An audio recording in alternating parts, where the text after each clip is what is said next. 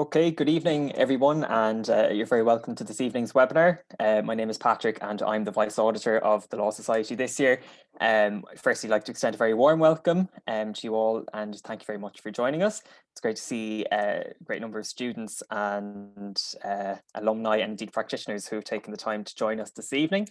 We are delighted to be joined by one of NUIG's most established legal alumni, Dr. Tom Courtney, this evening. This event is part of our week-long centenary celebrations to mark the 100th year anniversary since the foundation of the Law Society in NUIG. And of course, we would have preferred to have marked the special occasion in person. And thinking back this time last year, none of us could have expected that we'd be sitting on Zoom to mark the occasion. And of course, it's been a big change over the last year, but that change is tiny compared to the recent radical changes over the last 100 years in corporate Ireland.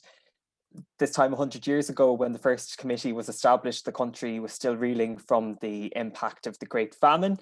And unlike our UK counterparts, there was no boom in trade or industry. And indeed, the case judgment of Solomon and Solomon was relatively new, only 24 years old at that time. And indeed, the shape of company law has underwent many more changes in the lifetime of the last 100 years, from the Cox Committee report in 1958, the Companies Act in 63, and the introduction of the concept of examinership in 1990, all to name but a few.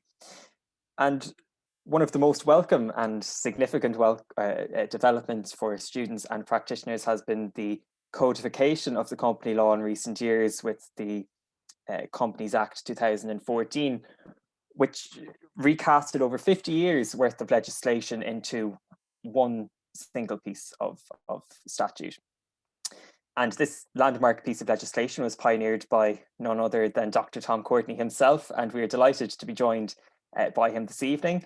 Dr. Courtney is an alumnus of NUIG, or UCG, I think it might have been called in his day, and he's currently a partner at Arthur Cox, and of course he's the author of The Law of Companies. Just before we begin, just to let you all know that we will be taking questions during the course of the event, and we'll address these after Dr. Courtney's presentation. You can submit questions at slido.com and use the code LAWSOC102, or you can scan the QR code that's on your screen now. Dr. Tom Courtney, good evening.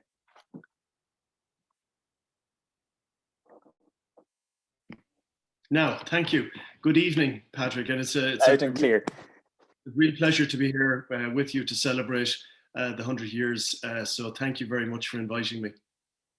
Thanks to yourself. The pleasure is ours. I'm not sure if you had Zoom lectures when you were in Galway, but we didn't have mobile phones, Patrick. So give us a picture. So what was college like when you were in Galway? You know, what was it like studying in UCG? Sure. Well, I was a student there from 1994 to 1984 to 1989. I got my BA in 87 and my which was in legal science and sociology, and my LLB in 89. And it was a very, very different university. Like I seem to have a number of about 5,000 to 6,000 students in total in the university back in those days. And it's really important to remember how small the law faculty was. It really got by on the generosity of part-time lecturers. There were so many local solicitors and barristers who gave freely of their time. But there was only the BA in legal science available, so it meant that 250 people would vie for one of the 25 to 30 places that were only available in second year. So you really didn't have all that many students there. You also had the LLB, which was a postgraduate degree. You had to have your BA or some other degree, BCom or whatever, to do it. So there were very, very different times, but the quality of the lectures really do stand out. People like Tom O'Malley, Brian McMahon, Judge Brian McMahon, Denny Driscoll, Liam O'Malley, and part-time lecturers like Leonard Silk and Judge Francis Comerford lectured me in evidence. So it was a different time indeed. My other subject was sociology, and none other than our our president, Michael D. Higgins, lectured many of the topics that I took in sociology. Oh, wow. They were very entertaining. Yes, absolutely. Very good, very good. Definitely different university altogether now, even though we still have Tom O'Malley lecturing us evidence now, actually. So That's right. one constant. Yeah. Oh, fantastic.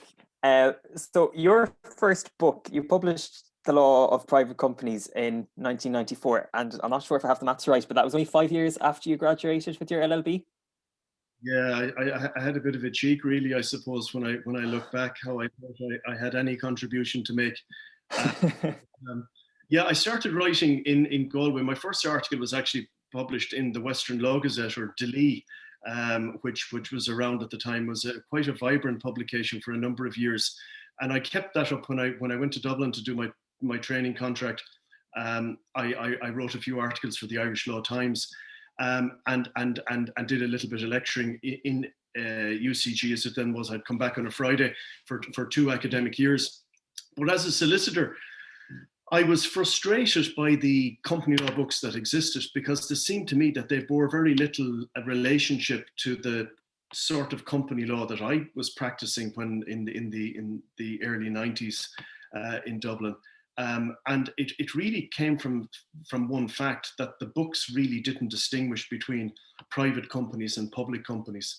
There was an overemphasis on public listings and insider trading and that sort of thing, to my mind, because given the number of private companies and the preponderance of them, it just seemed to me to be a disconnect. So that was really what drove me to write it. I thought that there was a gap in the market, and my idea was to write company law from the perspective of the private company.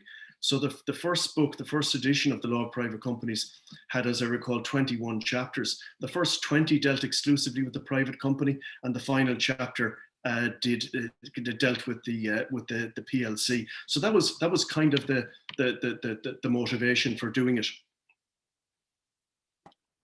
Very good. I'm not sure there'll be many now after 5 years of college that would be rushing out to write textbooks. So definitely great, fantastic.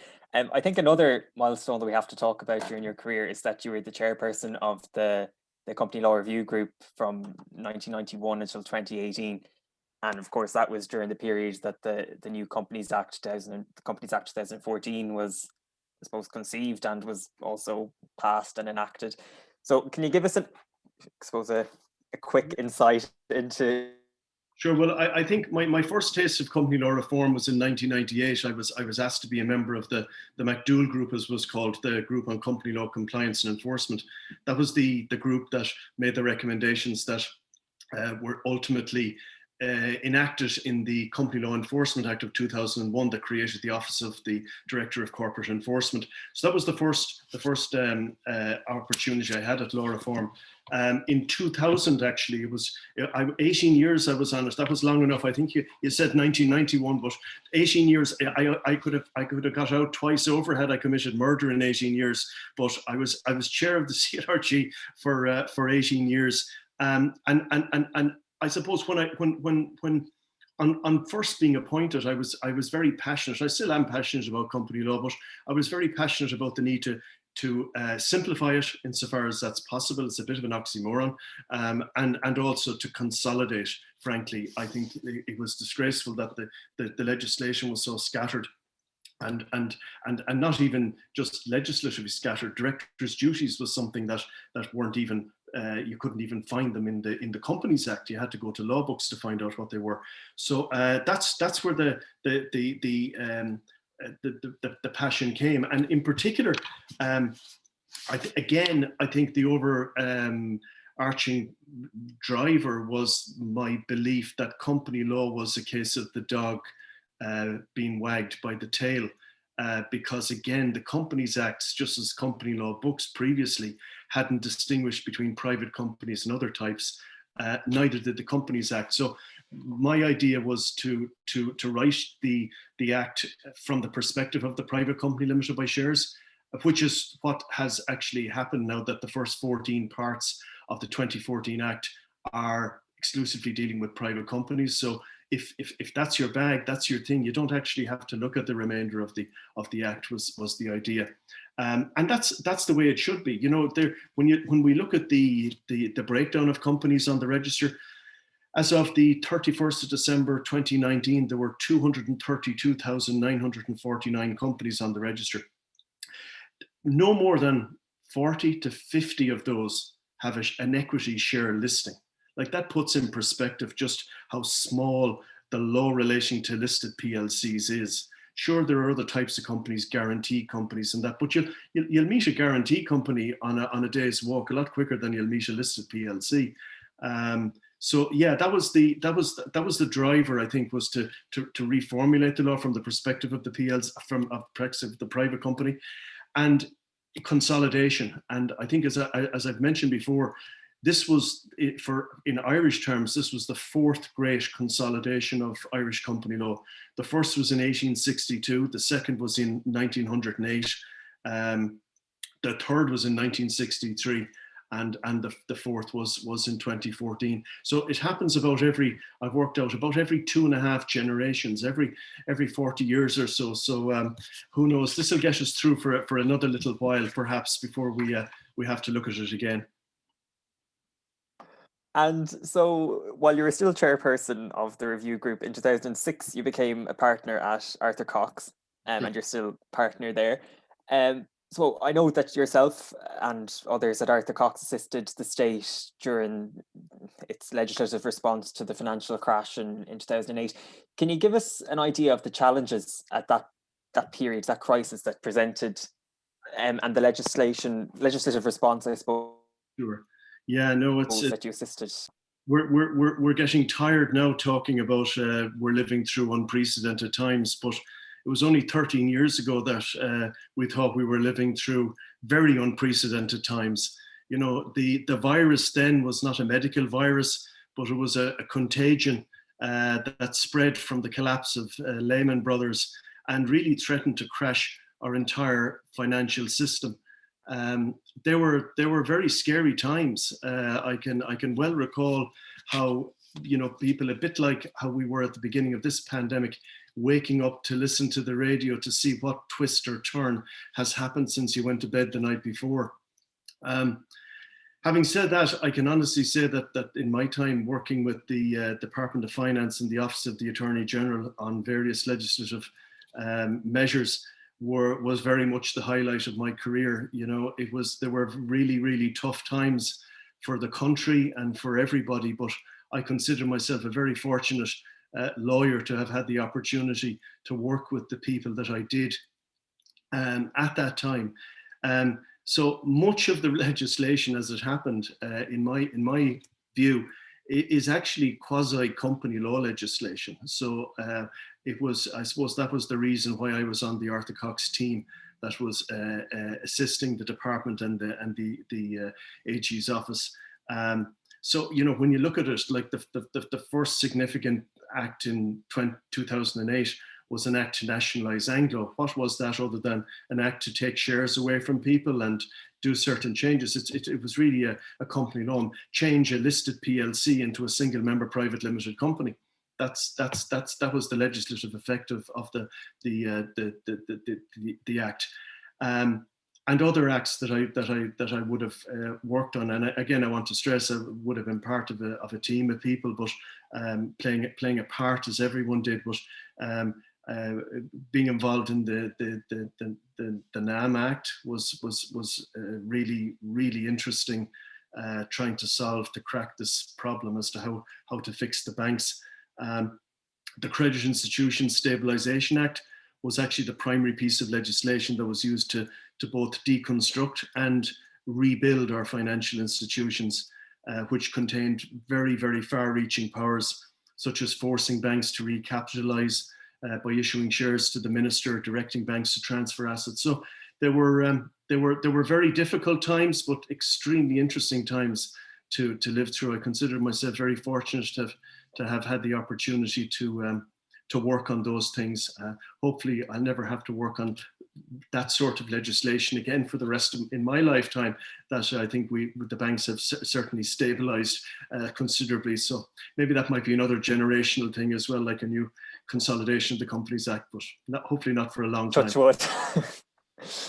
And if we go back to your writing for a second, so your company law book is now in its fourth publication, fourth edition, and you've also written a book on Mariva injunctions, and you suppose you've edited or you've written or contributed to numerous other books. How important do you think it is for practitioners, and I suppose the audience here today, future practitioners, to write? I think it's really important. Speaking for myself, the only way I can get things into my head is by actually writing them. So maybe there's other people who are smarter than me that can just read something and learn it. But I'll give you an example, and it's actually directly related to the topic I'm going to speak on shortly. About 2 or 3 years ago, I've noticed that I had an increasing number of clients coming to me with questions and relating to and looking for advice on directors' conflicts of interest. And there's only one paragraph in the Companies Act that actually sets out the duty, and we'll look at that in a moment. But it occurred to me that there were many twists and turns in relation to this particular topic, and that the best way for me to get to grips with it would be to actually do a proper research job and write it up. And of course, if you're writing and you're publishing, you have to make sure that it's capable of interrogation, and it keeps you honest and straight in relation to your own intellectual construct, as it were, that you would put on it. So that's actually the topic that I want to talk about tonight. So if someone like me can use that method to learn, I would strongly commend it to others to write. It's a wonderful way to get to know a subject, and indeed for a student or for a young practitioner starting out, it's a great way, so it is, to become expert in an area by writing about it. So yeah, to be recommended. Fantastic. We'll let you off so you can give your presentation, and just remind everyone you can submit those questions, and after the presentation we'll come back to them, time permitting. Super. Thank you, Patrick.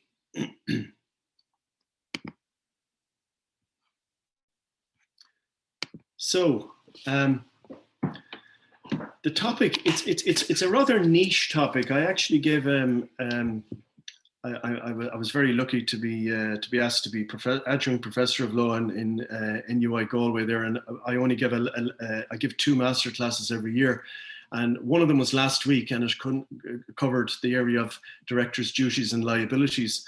And I think what we're going to talk about for the next 20 minutes or so comprise no more than one line of one slide on that. So it just goes to show how you can flog something to get more time out of it. So look, hopefully you'll find this of interest. I want that move down. Okay, sorry. So I've divided the contents into 6 areas. We look at the statutory duty of company directors to avoid conflicts. We look at the traditional, what I call double-headed duty of no conflicts, no profit. We look at what's meant by conflicts between duty to the company on the one hand and other, including personal interests. We look at what are some standard relaxations in company constitutions.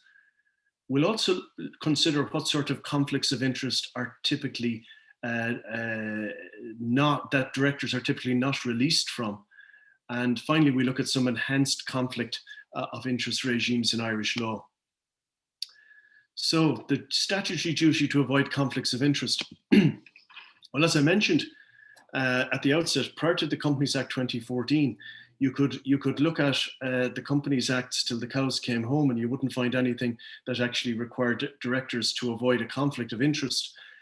So it was only with the 2014 Act that directors' fiduciary duties were brought into statute.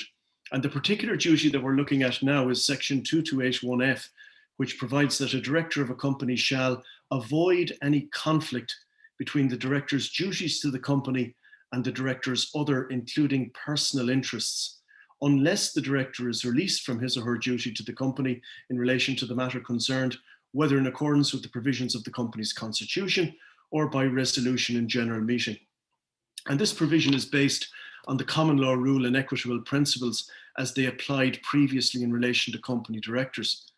An old example of the case law on this is the decision in Bray and Ford, where it was observed that it was an inflexible rule of equity that a person in a fiduciary position cannot put himself in a position where his interest and his duty conflict.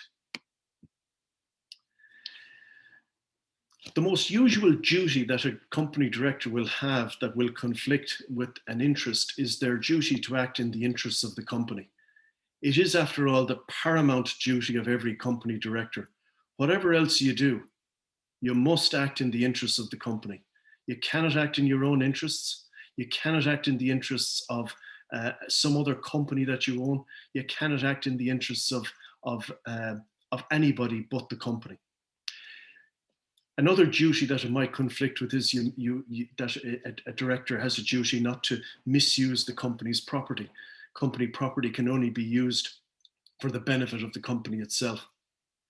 The no conflicts rule has been described by one academic commentator as a precaution against the abuse of power. So it's a bit like, well, if I must act in the interests of the company and I have to consider a matter in which I have a personal interest, it's really my duty to avoid that deliberation is really a precaution against an abuse of my power. The reason why the no conflicts duty is necessary in fiduciary relationships is because whether the beneficiary of the duty is a minor, a person who lacks mental capacity, or indeed a company that can only think and act through human actors, the beneficiary needs protection. You know, the classic description of a company was by Maitland, I think, many moons ago, and he described a company as having neither body to be kicked nor soul to be damned. And yet, as I mentioned earlier, there are 232,000 legal entities registered as companies, which, as far as the law is concerned, they are legal persons. But they're legal people who cannot think and act for themselves. They act through directors. So that's the logical philosophical basis for the imposition of a duty on directors to avoid conflicts of interest. Moving on to the traditional double-headed no conflicts, no profit duty, this we will see has been somewhat modified by the Companies Act 2014. So traditionally, the no conflicts, no profit duty were seen as distinct but very closely allied duties, almost a double-headed coin. Case law, however, tended to focus on the no profit side to it, as there were very few cases that concern conflicts exclusively. The reason for that is perhaps that a conflict can be seen as an inchoate breach. So your duty is to avoid a conflict between your duty to the company and your personal interests. It actually hasn't happened. You haven't breached your duty. So in that sense, it's somewhat inchoate. You can see that in the leading case of Regal Hastings and Gulliver, which was a classic no profit rule, as the company was caused no damage in that case. Briefly, what happened there was the directors of a company wanted to sell the company's cinemas, which it owned, and it realized that it would maximize the price if they acquired additional cinemas and sold them all off together. The company didn't have funds to buy additional cinemas, so the directors bought them with their own funds. They funded them themselves, and then they sold them off together, and the company actually made a profit. But however, when the company was subsequently sold, the new directors came in and looked back and considered that something untoward has happened, because the directors had made a profit for themselves. Now, even though the company had made a profit, the fact was the directors had made the profit. And that's I suppose, a classic example of the no profit rule. This has sometimes been referred to as a dog in the manger policy, meaning that you prevent somebody from benefiting when the other person cannot themselves benefit. Now, when you look at Section 2281F as it's formulated in the Companies Act 2014, or you look at the no conflicts duty, you'll see that it has been refined. So there's no mention now of not making any profit per se. So there is something else there, but it's been refined such that a director who profits from their position will only breach their duty where they breach Section 2281D, which is where they use the company's property or information or opportunities for their own or somebody else's benefit.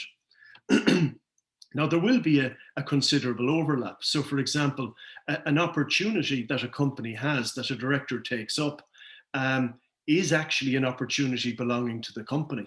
And unless the company has no interest in doing it and releases and relinquishes that opportunity, the director would be in breach of their duty. But it does seem that the dog in the manger aspect of the no profit rule, in other words, where a director can be obliged to account for a profit made even though the company's property, information, or opportunities were not exploited, is no longer forms part of the Irish law on directors' duties. It's important to note, though, that directors can breach the no conflicts rule in 2281F even where they make no personal profit. Avoiding conflicts between duty and other personal interests. Well, directors must avoid conflicts between their duty to the company and all other interests they have. It's not just financial or commercial interests, it's all personal interests too. And in many respects, the language used in the Companies Act could not be more broad. It's actually even broader than the language that's used in the Ethics in Public Office Act. It refers to material interests, which by definition is a more narrow construct than interests impliciter. So it couldn't be broader. It's any interest. And as we'll see, we all have a tendency to jump to the conclusion that the interests that are important are contractual interests. In fact, if most people, when they think of directors' conflicts of interest, they will think of directors entering into contracts with their company. But there are also personal interests which can give rise to either a negative or a positive bias. And we'll look at that in a moment towards the end of the presentation. Section 2281F has no subjective indications about it. It's very unlike the duty in 2281A, which says it shall be the duty to act in good faith in what the directors consider to be the best interests of the company. That is a subjective test. That admits two directors to have diametrically opposed views as to what are in the best interests of the company, and yet both be in compliance with their duty to act in the company's interest. Some of the old case law referred to the duty and formulated in terms of possible conflicts. And the case law there, Aberdeen Railway and Boardman and Phipps, were a little unclear, I suppose, as to the sort of conflicts rather that were triggered by the duty. For our purposes, though, I think in looking at 2281F, it refers to any conflict and not any possible conflict. And so it appears to me, certainly, that only actual conflicts need to be avoided. Now, sometimes codes of practice and other laws will refer and prevent people from, or requiring people rather, to avoid actual or perceived conflicts.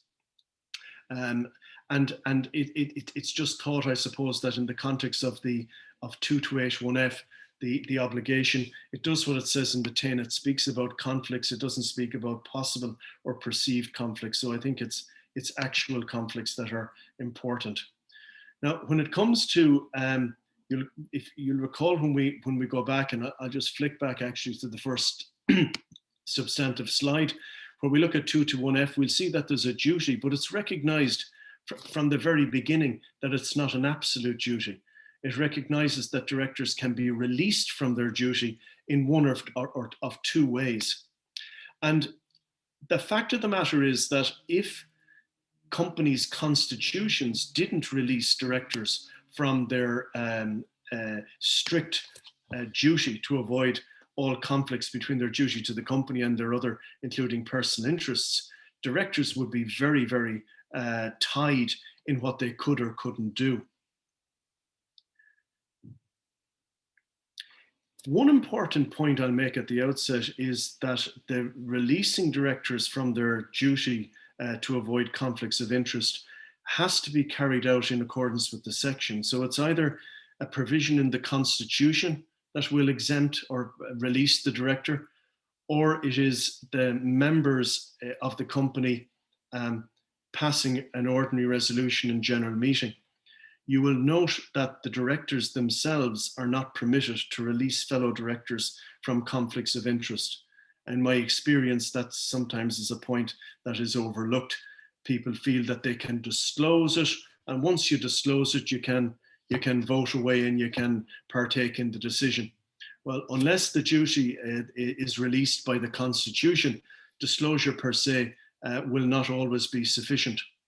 However, most well-drafted constitutions, and indeed the optional provisions of the Companies Act 2014, address conflicts of interest and release directors from their strict no conflicts duty. So let's just have a quick whistle-stop tour of those provisions. So my references are to the optional provisions of the Act rather than companies' constitutions, which will obviously vary and have different numbering, but virtually all constitutions, including the Law Society Standard Constitution, would contain the equivalent of these provisions. So section 162, 2 and 3 allow directors to enter into contracts with their companies. If that provision didn't apply, or if it was disapplied in the case of a particular constitution, a director could not enter into a contract with their company. You should also note, and this is perhaps where sometimes the confusion arises, that directors are also required to disclose any interest that they have in a contract to the board of directors. But again, the point that I made earlier, disclosure of other types of conflicts does not release the directors from their duty to avoid the conflict. Section 161(7) allows directors to vote on contracts in which they're interested and to allow them be counted in the quorum of the board meeting that's considering them.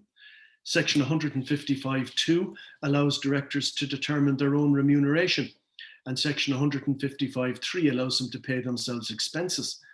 Again, it's important to realise that absent these provisions, directors could not do that. They could not set their remuneration and they couldn't pay expenses because of the inherent conflict between their duty to act in the interests of the company and their own personal interests.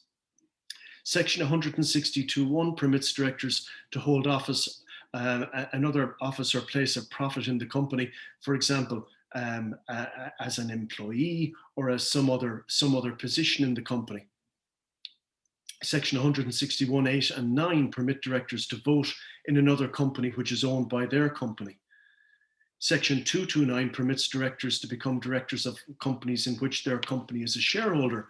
And section 230 permits directors to act in a professional capacity for the company. So for example, a company director, say of an auctioneering company, could provide auctioneering services to his or her company if this provision existed.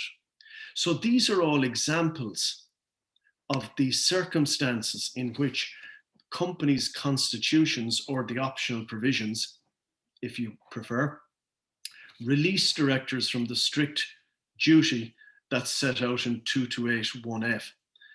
We've become so accustomed to seeing these in constitutions that we can sometimes forget why they're there. And more worryingly, perhaps, sometimes forget that if they're not there, directors cannot do any of these things. But it's not every conflict of interest from which directors are released by companies' constitutions. It'd be a mistake to think that modern constitutions release directors from all possible conflicts. And it's particularly personal conflicts where we see that directors are not released. So an example of a conflict of interest which still has to be navigated, which still, from which directors are not released, would be if a director had an interest which gave rise to a negative bias. Say, for example, director sitting around the board, HR director comes in and says, we're hiring for a new position. And that director is presented with a number of CVs, one of whom is for a person with whom the director has had a run-in. Can't stand the person. How can that director vote on that contract as to whether or not that person should be hired when they have a personal interest in the matter?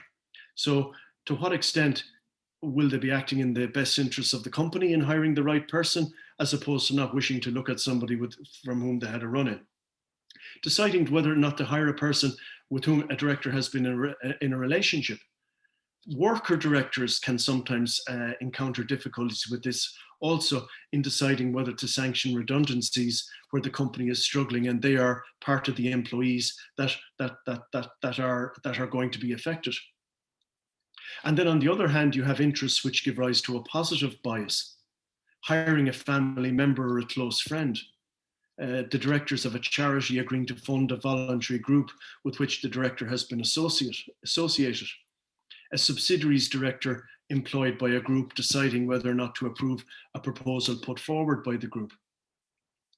Some of these things will give rise to conflicts, which will mean that directors will have to absent themselves or be released by the members of the company passing a resolution in general meeting or by written resolution to release the director from that duty.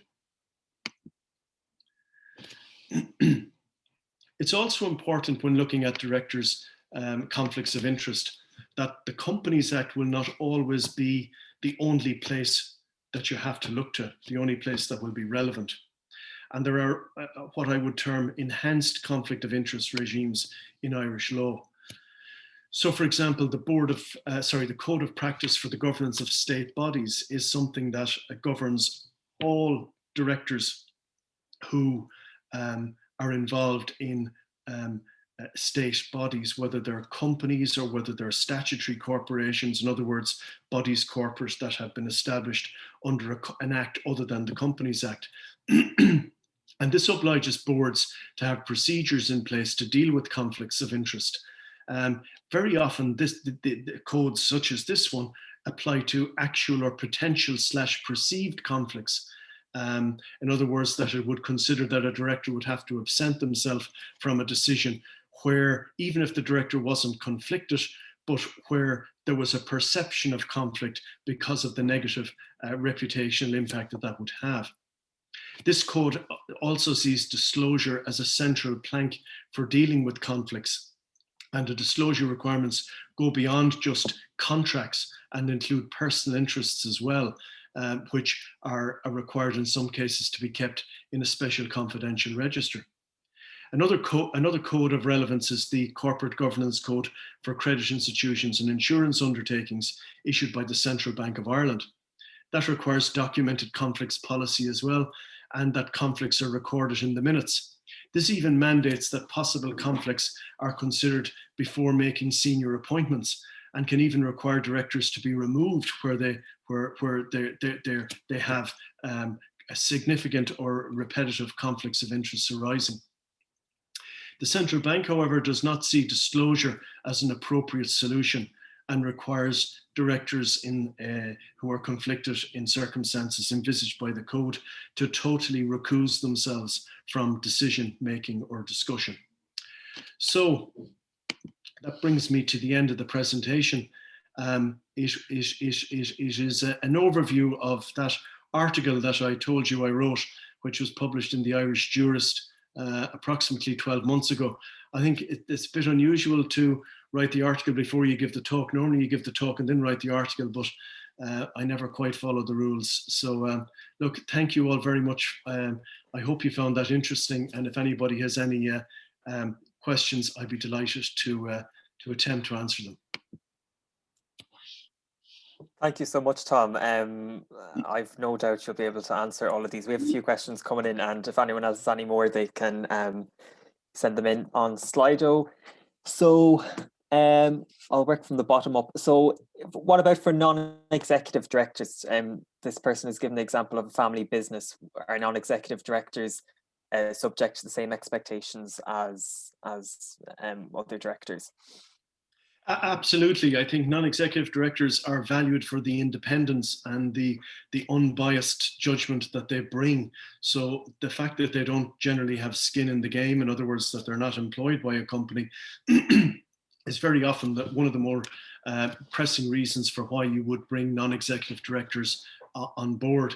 So therefore, it applies in spades to the extent that they might have a conflict, that they would disclose that conflict.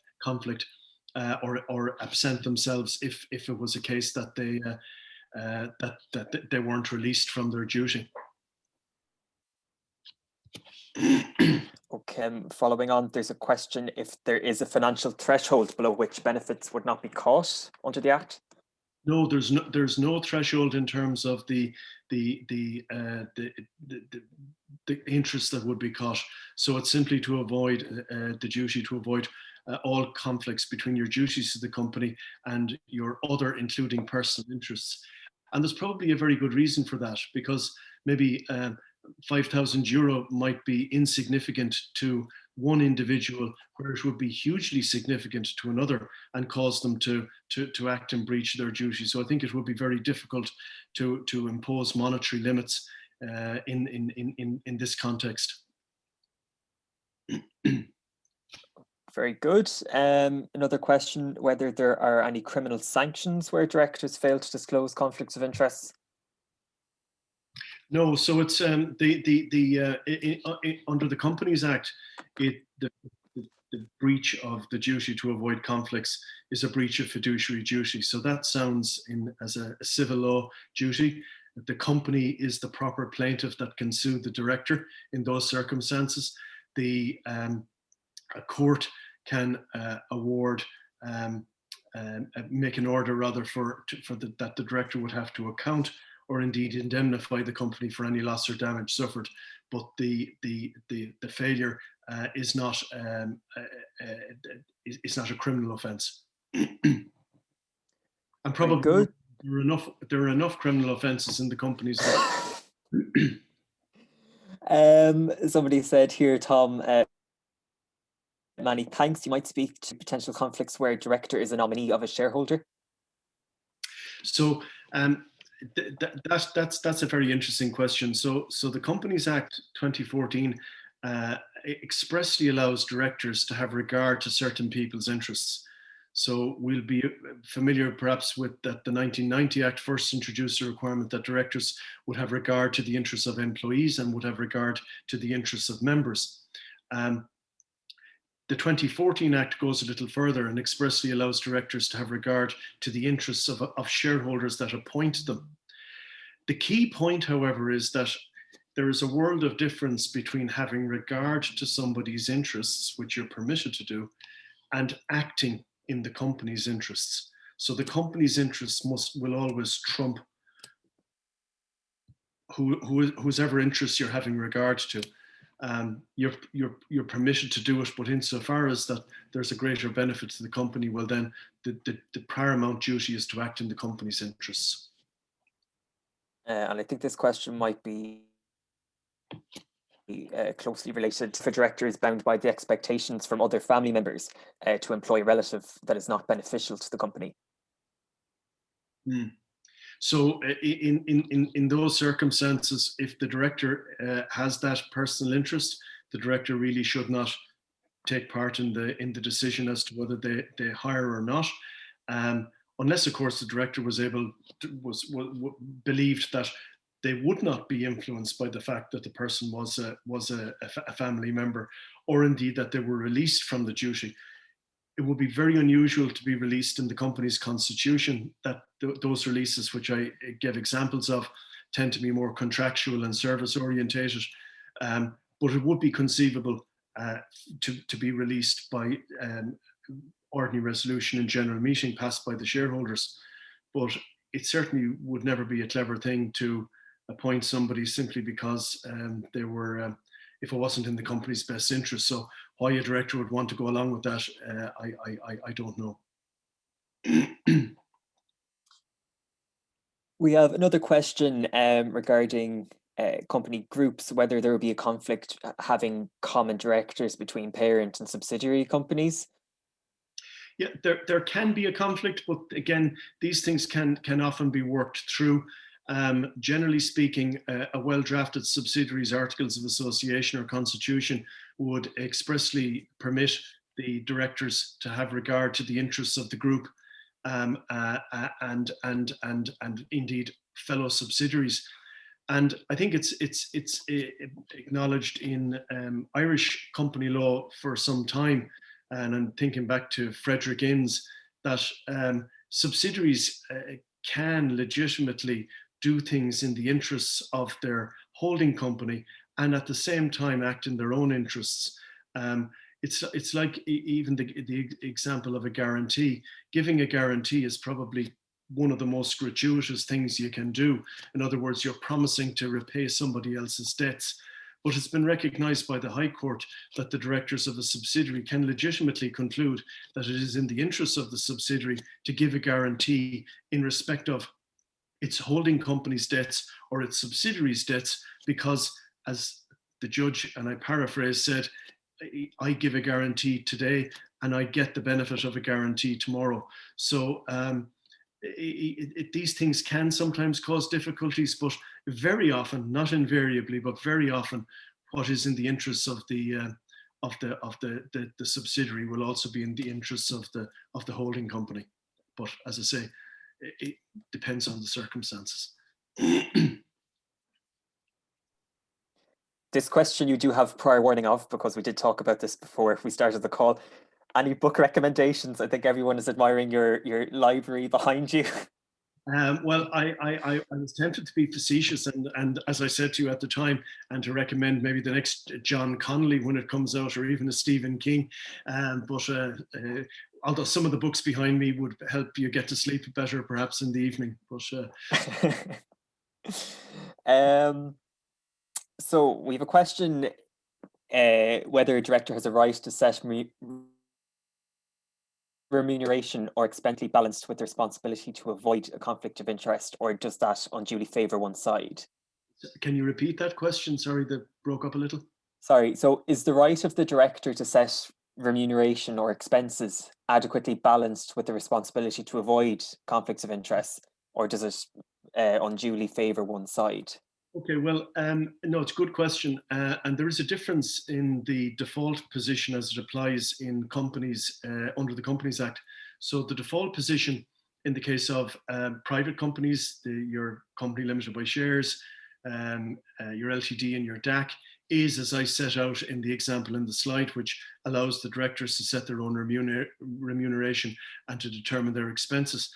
The default position is flipped when it comes to PLCs. So in a PLC situation, it's the shareholders who set it rather than the directors.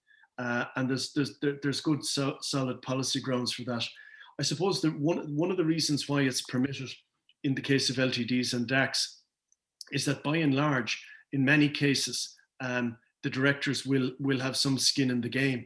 The directors will be proprietary directors. They'll have a shareholding in the company, and in settling their own remuneration, it's simply a matter of which hat am I wearing? Am I wearing my director's hat or am I wearing my member's hat? For many companies, so I think the position is appropriately balanced. I think there are enough remedies in the Companies Act that would be capable of being invoked were any directors to abuse the situation, not least the remedy, the inalienable right that every shareholders have to pass an ordinary resolution and remove any director from office. Very good.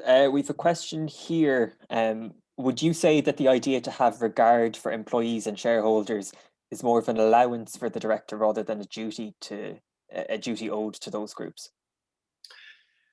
Yeah, I think it's as a duty, and I think I've said it in my book. It's a rather toothless duty, but I think it is a good, insofar as the law should ever be aspirational. I think it is a good aspiration that requires directors to have regard to the interests of employees and to members.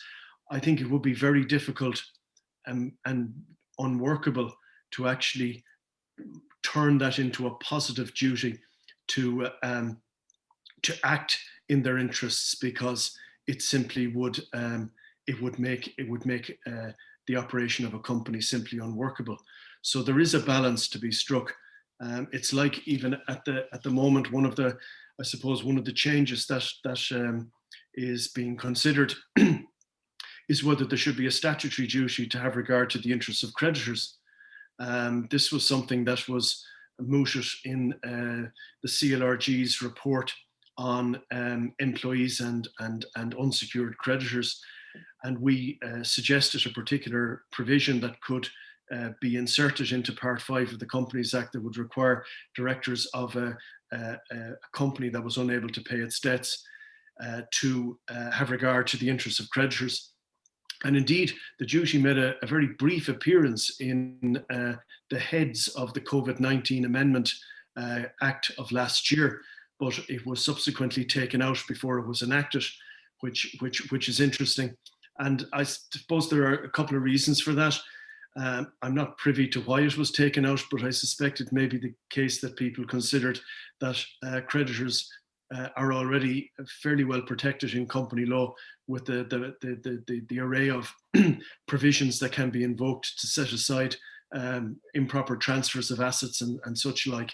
So yeah, I'm wandering a bit from the question. Sorry. So it's as a duty, it's rather toothless, but I think it's probably good on the whole to encourage people to be at least have regard to what their interests are, even if they do act in the interests of the company. And I suppose without acting in the interests of the company, there wouldn't be any company there. So it's a balance that needs to be struck. I suppose it's more of an expectation rather than a duty. Correct. Okay. We have a question here. Could you please clarify if Section 228 reduces the liability of company directors in relation to constructive trusts, or just liability under the Companies Act? No, so I don't believe that the law relation to constructive trusts or trustees under constructive trusts are in any way affected by the Companies Act. I know it is true to say that the duties of directors are analogous to trustees, but the duties of trustees are not and have not been codified by the Companies Act. The Companies Act does, and I suppose maybe this is where the questioner is going in terms of a constructive trust element. Persons who have knowledge of a breach of a director's duty will not ordinarily be liable, but there is a carve out for people who knowingly assist in the breach of a trust, which would be knowingly assist in the breach of the duty, which is something that is closely related to the law concerning constructive trusts. So to answer the question, no, I don't believe constructive trustees who are not company directors are affected by 228. Okay, we have some questions here from students then, I suppose more careers orientated. Do you have any tips for students, I suppose just generally in college, that you've kept with you during your career? Study hard. What do you expect? No, I would encourage. It's quite seriously. I would encourage students to write. I think it's a great habit to get into. Writing case notes. There's many journals. I was editor of the Commercial Law Practitioner for 10 years, and I would have taken people's hand off for an article or a case note. So I'm quite sure that things haven't changed, that editors of law journals are very keen to get submissions from students. So I would recommend that. Be sure you enjoy what you're doing as well. You know, it's sometimes there's a a pseudo attractiveness about studying law, but be satisfied that is what you want to do, because you'll be working long and hard at it, and if you don't like it, it'll be a chore. But of course, if you do like it, you'll never work a day in your life. Very good. I suppose one last question we have is any tips for FE1 students specifically?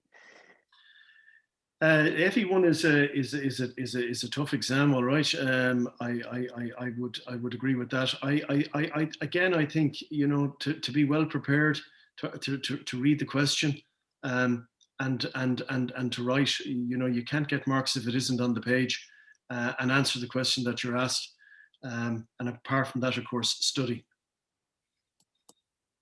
Very good. I think that's all of the relevant questions we have there. I'm just conscious we're coming up to 6 o'clock. So Tom, thank you so much for taking the time out to chat to us this evening. I think it's been really informative, and I hope everyone else equally enjoyed it. We had great interaction there with the questions. So thank you very much, and we'll let you enjoy the rest of your evening now. Thank you very much, Patrick, and everybody associated with the Law Society. I wish you the very, very best of luck with the remainder of your events in the course of the week. And who knows, I might see some of you in Arthur Cox someday. Time will tell. Time will tell. Tom, thank you very much. Thank you. Take care. Thanks now. Bye-bye.